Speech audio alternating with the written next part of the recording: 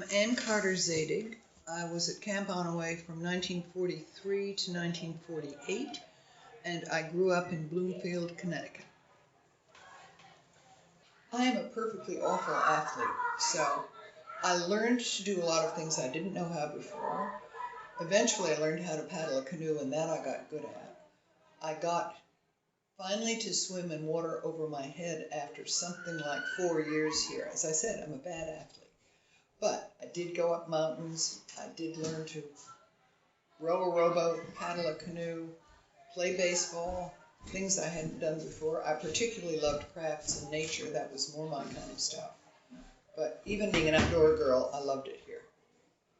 I'm not quite sure who the nature counselor was, and she wasn't here the first year I was here, but I learned to identify the wildflowers in this area, and it was wonderful.